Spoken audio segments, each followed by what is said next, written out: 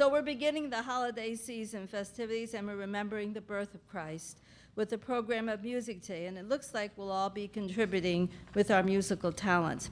Last year, some of you remember that Doug Wolvert shared a Christmas memory. It was about his mother's kitchen and how she baked all these wonderful cookies for the whole neighborhood. And then Doug and his brothers had to get in the car and they had to travel and around the neighborhood and deliver the cookies. And at the same time, they had to make very polite conversation with the elderly. So I think all of us have memories and thoughts and stories and comings and goings of preparing for and enjoying the holiday season that we can share. Sometimes they give us a laugh and sometimes they give us a tear. I have a father story which occurred each year in our house, and it related to the decorating of a Christmas tree. We had two trees. We had an indoor tree and an outdoor tree, but it was actually just one tree. My father was a very competitive person. He was always striving to do his best. So when it came to decorating the tree, he took over. All of the sparkly, beautiful newer ornaments went to the side of the tree next to the living room window that faced the street. That was the outdoor tree. So the neighbors, of course, had to stop and admire it, while my sister and I were left to view the sort of less showy, older ornaments that faced our living room, or shall we say, the parlor. Each time my father hung the ornament, he'd step outside, he'd check out how it looked, and then he would walk up and down the street, this is a true story, and look at all the other trees to see. And then he would come back in the house and he would reposition some ornaments to make sure that they faced the outside. So after school, my sister and I, we would hurry home and switch the ornaments to the indoor tree. And my father, with his Martha Stewart eye, would come home, and when he's walking down the street and he'd stop by our house, he immediately detected that something was askew. So then he switched them to the outdoor tree. And this scenario went on for several days when finally my father came home and he wondered why my sister and I were sitting on the side, outside on our porch. We were bundled in our winter coats and we were looking at our Christmas tree, the sparkly ornaments. And then my father finally decided, he came to some agreement, and he gave in and he switched a few of the ornaments from the outdoor tree to the indoor tree. I think my mother had a little intervention there, I'm not sure, because we had a very bad cold the next day. My sister did anyway. So I think about that when I decorate my own tree, so sometimes I tend to put the showy ornaments on the indoor tree. Well, maybe I put them on the outdoor tree, or I just mix them up. But it's just kind of a fun memory, and I'm sure many of you have them. There's one memory that I really do miss a lot, and that was not being able to go to my nursing units at Loyola on Christmas Day and spend time with the patients and their families and my staff. I think I went to work just about every Christmas when I was staff and when I was administrator. And I just felt good about December 25th. I liked that day because the hospital sort of slowed down. It seemed to slow its pace. And I always had this feeling that nothing bad was really going to happen. And I always reminded myself that a higher power was watching over the patients on that day. So those are my two Christmas memories. I have two announcements today that Kim asked me to mention. Would you please try to park in the designated spaces that we have for Hope, those 12 spaces by the Versandal building. Kim has plenty of HASP tags, so if you need an additional tag, you can get it for your car. But she asked, we're trying to be really good stewards of those parking spaces which were granted to us, so if you could please do that, we'd appreciate it. Kim also says that our curriculum is going to be going out next week, I think on Monday, so that should be exciting. I know the committees have been working really hard. I want to ask one thing, and that's maybe something that you could do or think about over the holidays, and maybe consider submitting a story for our HASP review. I know writing can be painful, especially if your work is rejected by publishers. A few weeks ago, I went to a seminar at HASP. It was a writing seminar, and there were two Hope graduates who had just recently published, and the students were asking them, how does it feel when you send it to a publisher? What happens? And how many publishers did you send your book to before it was selected? And one of the authors said 250 publishers. I didn't know there were that many, but a friend of mine whose son publishes said, yes, it's true, and there are more than that. So I want to assure you that if you write for the HASP Review, and I have it on good note from some of the editors, that you will not be rejected. So you just have to submit. You just have to, submit to one, publisher. That's the HASP Review Press. And we have some very experienced editors and writers, and they will help us get started. So something to think about when you have downtime after Christmas. So today we have a number of guests and new members, and I'd like Betty Voskuil to come up and introduce them. And Betty, I think we're just at the right angle, so you can slip right in there. Yeah. We have a wonderful stool here. It sure helps. We have several guests today, and some of them are second-timers. So you don't have to stand up, but we want you to be sure that you know that you're really welcome, and we're happy you're back here for a second time. But our first-timers today are Jane Copping. Oh, do you want to? Okay, hi. Jane is right here. That's terrific. Betty Clear. Do you want to stand, Betty? Great. Then we can all see you. Carola Detmar.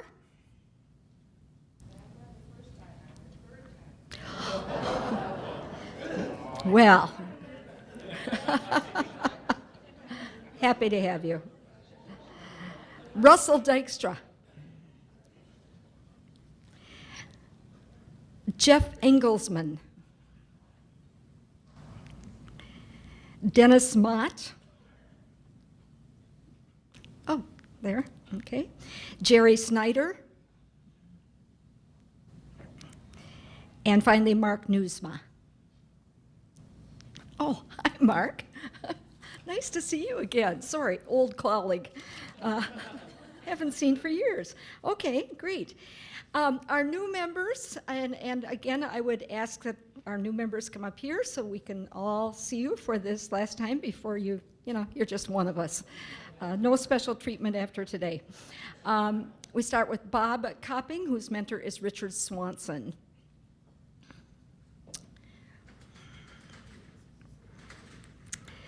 Carol Dirksey, whose mentor is Sandy Bowler. You can come up too, Sandy, if you'd like. Frances Hackney, whose mentor is Rick Bosch.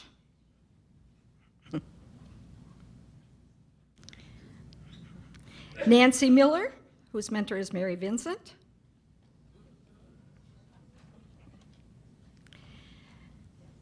Geraldine Tucker, whose mentor is Donald Bogley. Royce Winans, whose mentor is Kathy Beals. And I have it on good authority, Kathy got in the wee hours of this morning from Guatemala. So she's lucky she's standing, but we know she'd stand anyway. Barbara Zachman, whose mentors are Dave and Jane Pearson. And Lee Zachman. Same mentors. Surprise, surprise. Let's give them all a welcome. Thank you.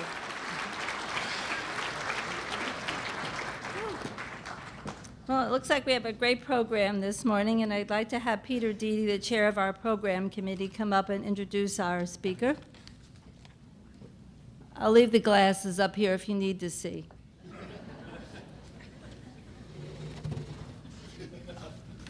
Move the platform. Good morning, everybody. And we're glad to see it was rain rather than snow. It would have been quite significant otherwise. So we are hopefully going to combine a HASP tradition of information education along with the spirit of sharing the Christmas season with you. We are honored to have Dr. Brad Richmond with us today, who's taking time out from his busy schedule to join us. His name is synonymous with the Vespers at Hope College. And he'll give you more background, but hopefully you all know Vespers has been going on for over 70 years at Hope College, starting off with just one service with 500 people. Today it's standing room only, 4 services a year. Do I have to start singing now? Wow, power. Yeah. Okay, I won't do it again, I promise. But trust me, you don't want me to sing. So hopefully you all read the Dr. Richmond's biographic summary in the HASP Bulletin. And perhaps I'm being given a hint that this is time for me to pass the baton to Dr. Richmond. He has traveled extensively. And he is just a historic landmark at Hope College. And I think I'm going to leave.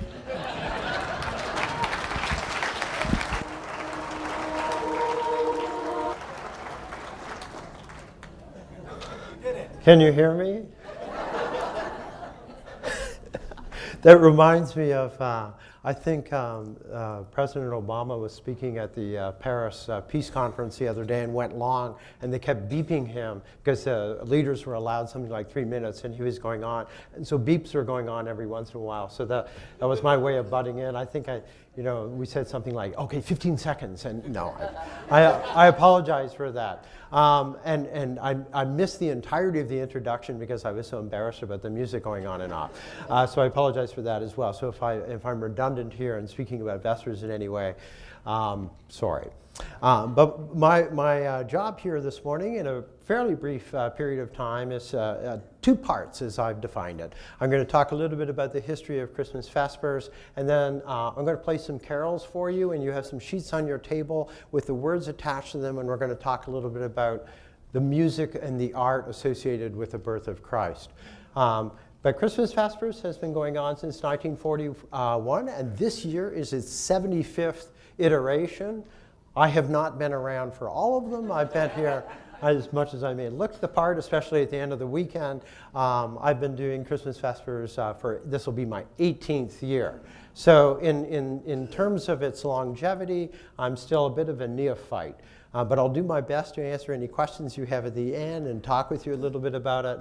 I consider Vespers and have considered Christmas Vespers since the moment I arrived at Hope to be my primary responsibility, my fundamental sort of, it's a chunk of the ethos of my relationship with the college. Partly because whenever you take over a tradition that's been going on a long time and is special as Vespers and is important to so many people as Vespers, you take that very seriously. And let me look around the room and let's see if we can make a bit of a statement here. Please stand if you've ever participated in a Vespers service. All right. Now, please stay standing, and now please stand if you've ever attended a Vespers service.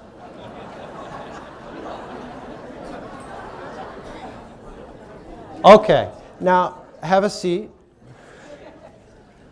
Here's my question. Why on earth am I here? You guys know the drill as well as I do, and some of you better. But it's an absolutely wonderful thing to be a part of. And when you see this many people stand and you magnify it by many, many other people who have been there over the years, not once, not twice, but for decades. And we always make that point in the service or in the process, maybe by service 3, sometimes service 4, where I gather the choristers before we go up. And we have a little chat about, notes about, okay, work on this piece, a little bit louder here, that kind of thing. But then we start talking about the fact that it may be the 4th time we've done the service this weekend. But it's the first time that this particular congregation will be there. And among the people in that congregation will be people that are there for the first time. And also there will be people there that are there for perhaps the 30th time. And perhaps for the first time, and this is the sad part, without the person that they attended the previous 29 with. And I don't say that by way of casting sort of a maudlin pall over us before we go up, but just so that we remember that traditions like this run deep in ways that even for those that are connected to it like we are as performers, that go well beyond our understanding of it. And it's a good time for us to be subjective and not objective about our approach to Christmas Vespers. The other thing about Christmas Vespers, and you all know this, is it's not a concert. It's a service. And and it's always been important to me, and I know that it was to those that preceded me, that it remain as such, that there be this sense that it begins as a service and ends as a service with readings from scripture and poetry and carols that combine to sort of bring out the spirit of what it's all about. And I think that's really important. And there's been controversy over the years. Not controversy, but people, my name's on the back of the program as chair. So if President Knapp or then President Boltman aren't getting the complaints, I'm getting them. And of course, many people write to talk about how much they enjoyed the service. But sometimes when we stopped this about 5 years ago, I mean, we could talk about this later if you have opinions, but we used to allow applause at the end of it. And for me, that broke the spell. And I personally felt that there should be, after the last notes played, silence and reflection as we left the building. And when I inherited Vespers, in fact, back in the day, the organ postlude would be going on, and when the candles were snuffed, which does symbolize the end of the liturgical moment of the service itself, people would get up and begin talking and sort of mill their way out, and some would stay and the organ would finish and those that were remaining would clap. And I always thought that took away from what I always aim for is a culmination of the spirit and the idea and the theme of that particular service as related to the spirit of the season. And remembering as well that this moment inside Dimnon Chapel renders for us, those of us that are participating, one of those brief, and they are too brief, moments during the Christmas season when we can get away from the din. Because it's everywhere. It's really, really hard to escape. And we know that. We all feel it. We all complain about it. But things like Christmas Vespers are opportunities for us to escape that. And what I'm going to do for you a little bit today, and we can come back and talk a little bit more about Christmas Vespers later. I do have an anecdote that I would like to tell about that before I start. But what we're going to do after I tell you my anecdote is that you have 5 carols in front of you, and we're going to talk a little bit about the art and the poetry and music that are associated with the birth of Christ, which goes back thousands of years. And I'm going to play for you 5 carols that are excerpts from a brand new CD that has come out of the Hope College Chapel Choir. And these are, it is a compilation disc of Vespers anthems and carols from 2003 to up to including last year. But they are the carols that are the quieter ones, the more reflective ones, the ones that in the service, my favorite parts, allow everything to sort of hush and become quiet. And there's a real sense of communal spirit in the context of those nice quiet moments when the lights are dimmed and just lovely things happen. Personally, my favorite spot in the service is right towards the end, and the chapel choir ends up singing a piece in the round, and then all of us stand, if we're able, and simply sing without accompaniment at all, Silent Night. And it's not for the splendor of the musical moment, but for the sort of quiet interaction that we share between ourselves within that context. And I love that. And so for that reason, I'm, in a way, compiled this disc, and that's what I want to talk a little bit about today. But before I do that, one quick anecdote. So my role in Vespers, along with the Director of Orchestras, is, of course, to conduct the groups for the most part. But the Director of Orchestras gets to sit in the front for you and then just walk up the stairs to the podium back and forth a few times in the service and do his or her thing. But I'm all over the building. And I have to say, after 18 years, I'm not as quick as I used to be. And back in the day, when I would do something down front and the chapel choir would be up in the gallery waiting for me, they would time me through the services as to when I would get to the podium upstairs. And I think my record was 17 seconds. And I'm not close to that now, believe me. But here's the anecdote. About 5 years ago, I think it was, maybe a little more, 4 or 5 years, I played tennis pretty regularly. And in late October, I was playing tennis one day and popped meniscus in my knee. And that hurt. But I won the point. So we went. So I went to the doctor, and we scheduled surgery for January. And in the meantime, I could walk around on it, and it wasn't that bad. But I was nervous about the services themselves for good reason. Because imagine Dimna Chapel, and you're in the sanctuary in the front, and then you go through the back side doors, and then you run all the way downstairs underneath, and then you go up 3 flights of stairs into the gallery 2 or 3 times in one service, having to do that 4 times over the weekend, and having a short period of time in which to do it. And I was worried that either my leg would fall off or just the pain would get to the point where... So my doctor was good enough to come in before each of the 2 services on the Saturday and then the Sunday with a cortisone shot and a needle. And I went into the room where we have some of the gear and whatnot stored. And so he got out this big needle and just right through my knee, and yay! And then I'm running up and down and flitting all over the place. And about 2 hours later, tears are coming down. But anyway, so that's an example of what life is like for us behind the scenes. And we have a number of people in here that have performed as students in Vespers in the past and do perform presently, because we have a great community contingent in college chorus, which didn't, when I came here, used to meet in the afternoons twice a week, and I decided to move it to the evening so that we can include more people from the faculty, but also people from the town into the process. And that's been really, really great for us. And I'm looking at them around and thinking, you should be practicing your music. Anyway, we're going to play a little music for you. It's 10 to 10 now. I think I've got about a half hour to do this. So in front of you, you have these and share, please. I didn't kill enough trees to print for all of you. And I'm going to read because it keeps me, if I read from my notes, I won't go long. And I need to give you time to talk back at me. It is an understatement to say that there was a rich history of music and art associated with Christmas.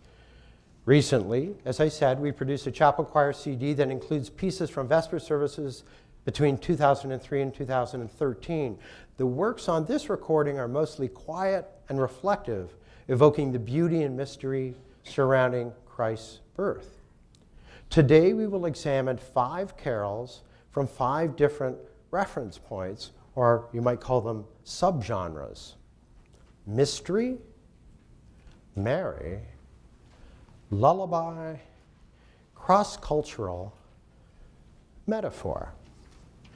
We begin with mystery. There are hundreds, perhaps thousands, of settings of the text O Magnum Mysterium. We will be presenting one from the 16th century at this Vespers this weekend by Cristobal Morales. But the one I'm going to play for you now is a fairly modern carol or setting of the text, and it's set for women's voices. And I want you to think musically as you're reading these texts. What is the composer doing to draw in oral picture the sense of what the words are all about? So we can think musically in terms of it. Is it louder? Is it softer? Is it higher? Is it lower? Is the melody pretty? Is the melody hidden? Is there counterpoint? Many voices moving contrary and together at once? What's going on? Think about that. We won't have time to chat about each one, but if you want to take a note and ask questions about it after, please, let's do that. So the first one, O Magnum Mysterium, and let's see if I can get this right and actually play it this time, because it's supposed to be, and that should do that.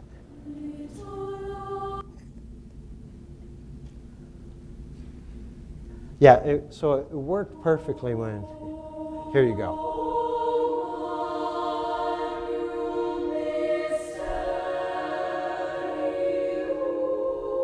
Is that loud enough?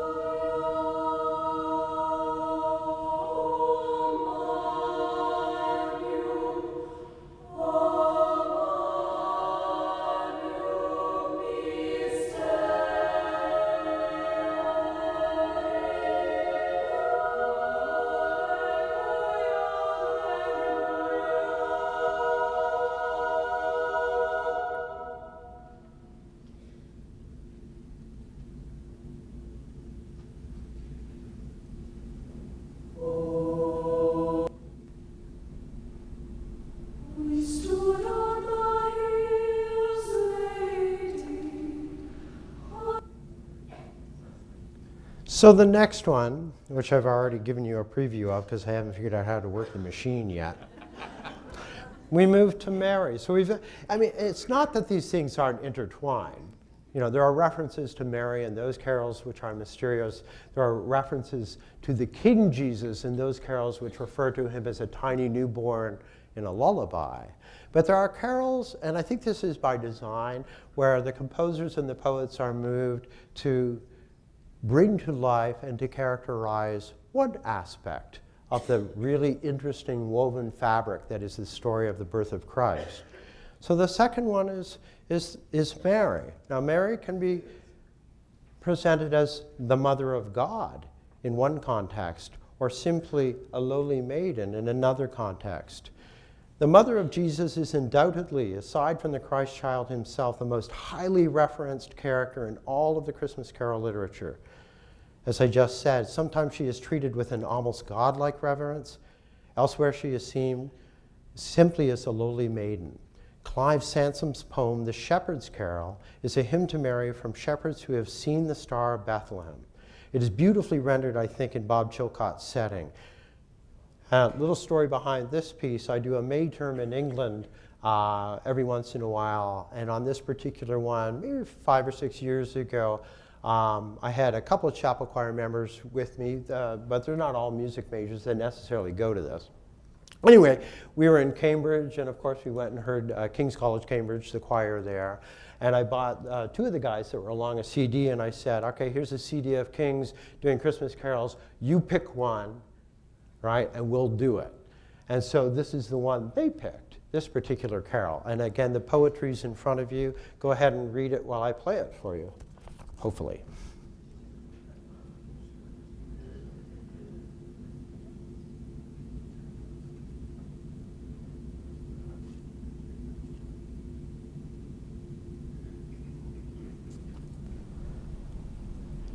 We stood on the hills, lady, our days were done, watching the frosted meadows that winter had come.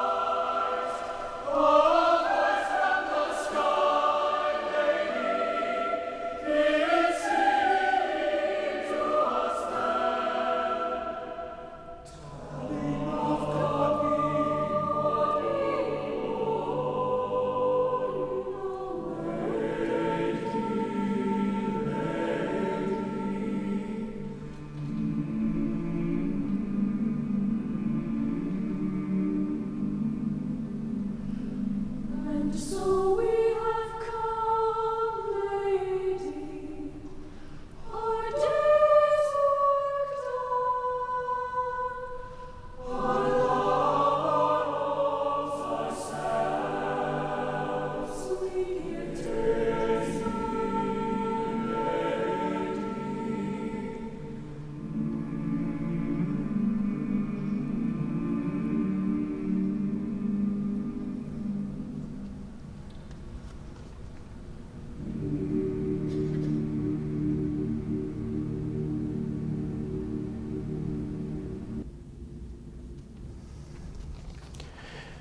We now move into the subgenre of lullaby.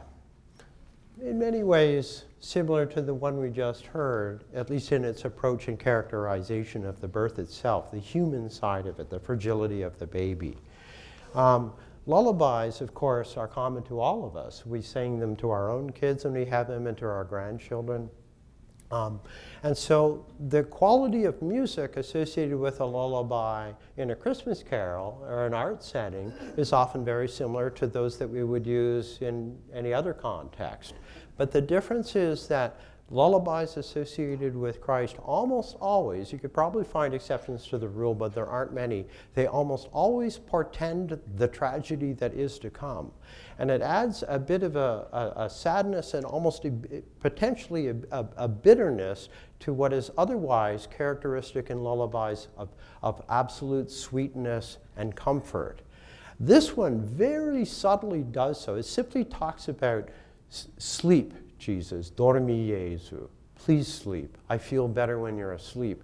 And it's almost the music itself, and again, just in a subtle way, that creates this anticipation of, but it won't always be this sweet and nice. Things will change. There's just a very subtle touch to it here.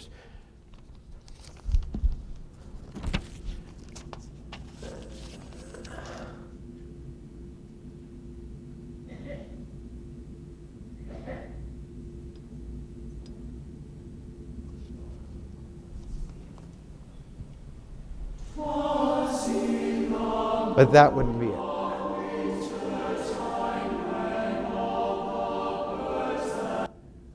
Sorry. We'll get there.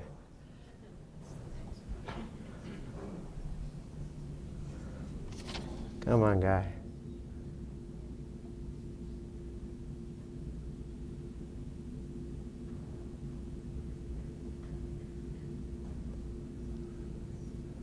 Ah, man.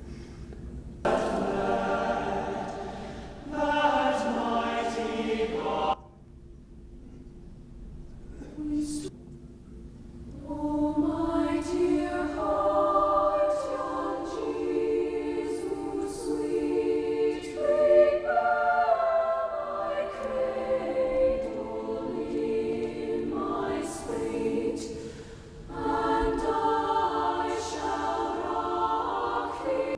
Sorry, guys. Lullaby, but wrong track.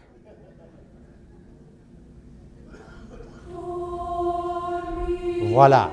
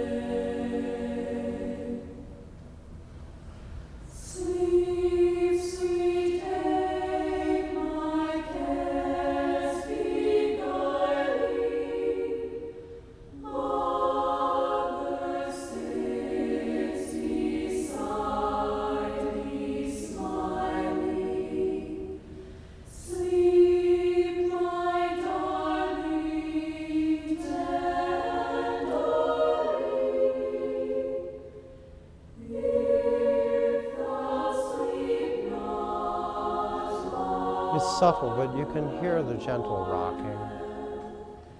It's in 3.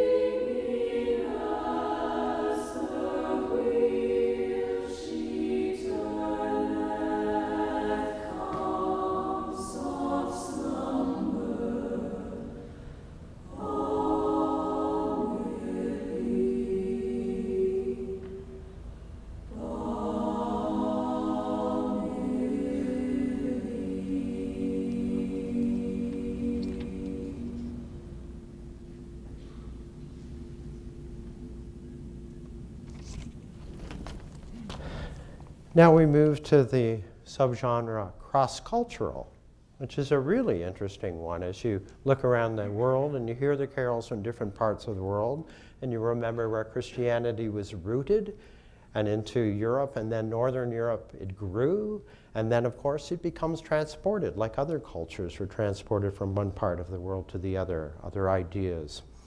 From very early on in European forays into North America, clergy traveled with explorers with the intention of bringing the Christian God to the natives.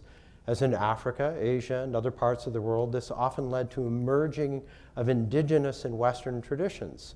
The Huron carol, or as it's called here, "'Twas in the Moon of Wintertime," is attributed to the French priest Jean Le Brébeuf. Our arrangement is by Michael Larkin. As you read the poem, you'll see very quickly that there is a mixture of traditions at play. How many know the tune to this?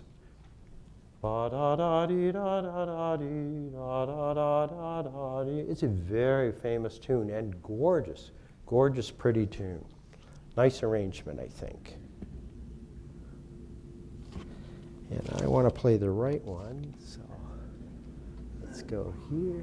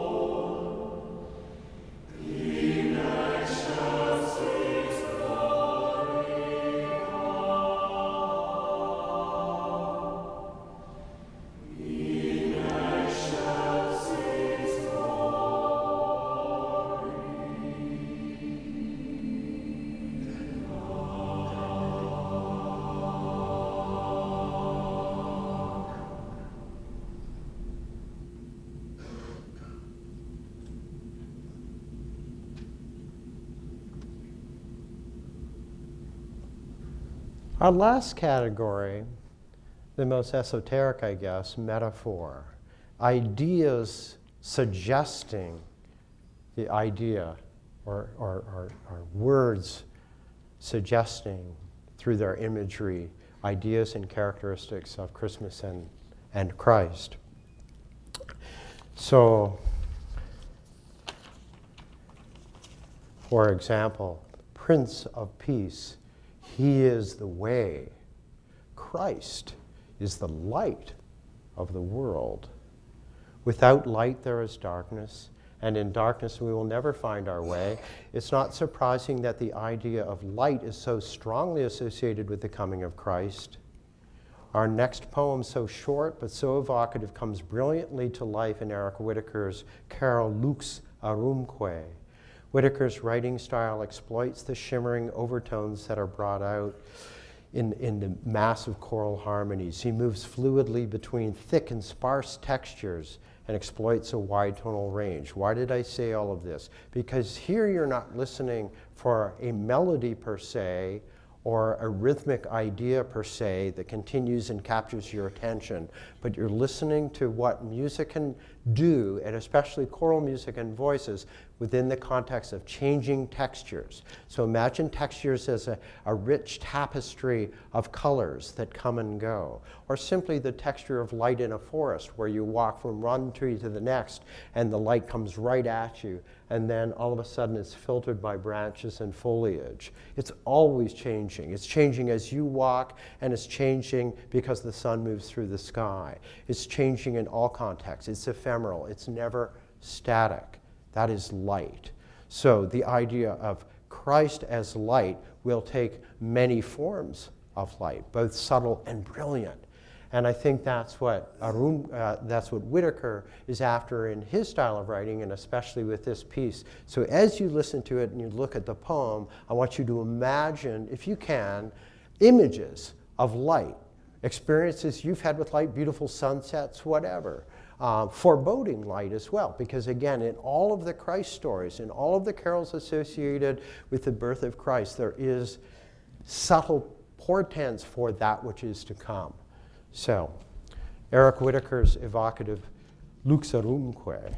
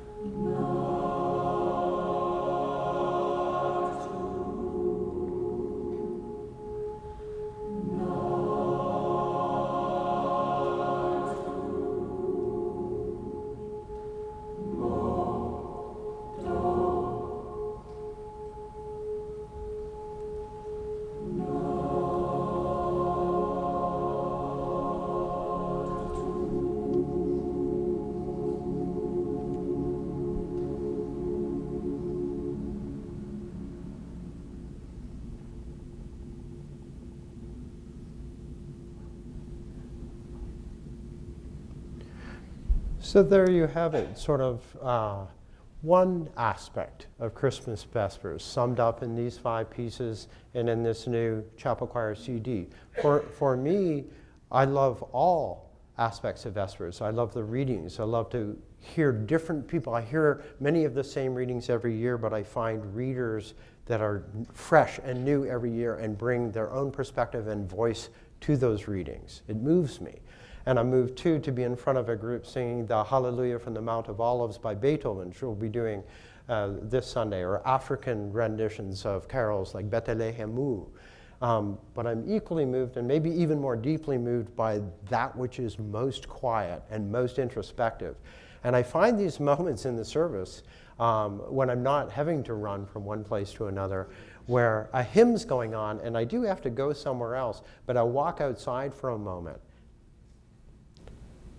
and I'll hear the hymn sort of filtering through the stained glass windows out into the quiet. And if it has snowed, and many years there is some snow on the ground, and there might be stars in the sky, it's just, for me, this great quiet moment that allows me, given all that I have to remember in my head and where I have to be and all the music and all, a little respite from that, right smack in the middle of the event itself. There's no other concert context where I can ever get that. But in Vespers, perhaps in a context where it means the most, I am afforded this, and no one else gets to do that, and it's a pretty sweet moment. So in a way, that's why I picked these pieces to play for you today. But let's move on now with any questions you might have for me about either the music you just listened to, the poetry, or Vespers itself, or issues of, I don't know, as we approach the end of the NFL season, I might have ideas about it's not looking good for the Patriots anymore, so anyway. One back here.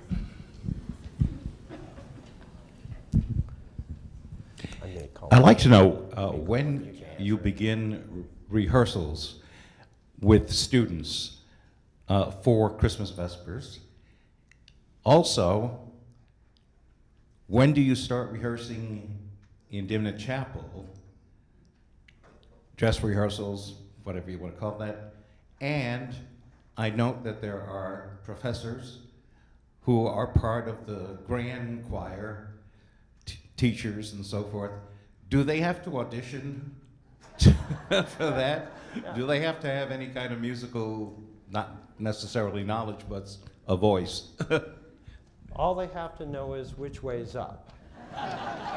That's my only thing. Well, maybe even past on that. No, so there are two choirs associated with Christmas Vespers. One is the Hope College Chapel Choir that you just heard, and of course the chapel choir tours and meets 4 times a week, and so we meet very, very often. But the other group is the Hope College Chorus, and the College Chorus of which you're speaking, which includes townspeople, is a non-audition group and always has been non-audition. And that means the students can participate in it without audition, and they might be doing this kind of thing for the very first time. And I always say to my conducting students and the students I oversee for education, if you want to come and see me in action, if you want to hopefully learn something, then come to rehearsals with College Chorus. And the reason is because with chapel choir, I have a level of skill that's all above this point. And I can work within that and aim in a direction both by rehearsal and by sort of collections of rehearsals to get where I need to get. But when you're working with, and that's not to demean anybody, but they're just coming in with every level of talent. And some people can't read music and some people can. Some people have strong voices, some don't. I do a lot more teaching in that context. So College Chorus, which only meets once a week, begins rehearsing Vespers music at the beginning of the semester. And when you count up the rehearsals, and they lose some because of things like a fall break or critical issues or something like that, because those are on Tuesdays, they don't have that many. We get into Dimnit about 2 weeks out and begin our Tuesday nights in there, and then this week we're in quite a bit. Chapel choir, same kind of thing. They're rehearsing more often. We're also working on our spring literature and other things for tour, but they'll get into Dimnit at this time of year and start practicing their stuff. Yeah. Well, could you comment on the effect you notice on the day when there are 3 performances, I believe those are Sundays, as the daylight gradually disappears? And say that again, the day off. On Sundays, I think there are 3 performances. There are 2 on Sunday. Well, there used to be 3 on one day when I That's was correct. in the choir. Yeah. And I would notice that the daylight would gradually disappear with a unique effect. I wonder if that comes to you at all. Well, it comes to me in a couple of ways, and one is that's an excellent point. In the old days, Vespers used to meet 8 o'clock Sunday night, and there were 3 services on Sunday. And we started changing that because we wanted the students to be done earlier on Sunday, especially when we butted up against exam week. So now there are 2 services Saturday and 2 services Sunday. But I still very much am aware of my favorite service visually to be in, and that's 2 o'clock Sunday, because at 2 o'clock Sunday, the light is coming through the windows. And just a quick anecdote about that, you see the television broadcast. It's being broadcast for television this year. We do pre-records on Sunday morning of close-ups, and then they film only 1 live service. They practice in the others, but they only film 1 live service, and that's 2 o'clock Sunday. They can't incorporate the other services. Why? Because the windows are dark. They can only have bright windows. What happened 2 years ago when we were doing it? The cameras went wonky at the end of the first of the 2 o'clock service, and we lost our And the Child Grew. Now we had another film of And the Child Grew, the practice run from Saturday night, but the windows were dark. So in this age of great technology, it took about an hour, but he was able to sort of colorize the windows of the Saturday night service to look like 2 o'clock Sunday. So it ends up on the CD looking proper. But it completely, like a lot of things with TV, smoke and mirrors. And another thing is that by pre-recording Saturday morning, when we go in to edit the stuff the following week, and I bring the audio stuff that we've worked on in East Lansing, and we make 3 audio versions of that, and I come with the TV one. It's got to be 56 minutes and 56 seconds long, no longer, no shorter. We walk in there, and we start putting this stuff together. We all want to work with the pre-records because it's an empty building, best sound, and the cameras are right up on the kids. But then we have to take 2 o'clock Sunday and somehow mold that together. But if the baton's going in the wrong direction, in the wrong part of the same song, then we can go so far, then I go, oh, show a window, right? And you go, so when you see a window, and it's, oh, that's pretty. That's actually covering up some blot that otherwise we couldn't, yeah. Question? Okay, Brad, thanks for coming. Thanks for the presentation. Who makes the selections as to what pieces are included? You've got a lot of different groups, brass, orchestra, choirs, and so forth. So all of the choral orchestral selections are me, and then the orchestra director selects a couple of pieces for the orchestra to play alone, and I usually have 1 or 2 groups from the gallery perform. This year we have a saxophone quartet, and we have a flute choir with harp, and each of those people select their piece.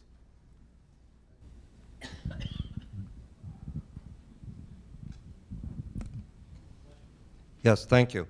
I would like to thank you for presenting your past presentations on CD for listening at home and making part of our Christmas season. This new CD that you've got coming out, is this now available, and if so, where?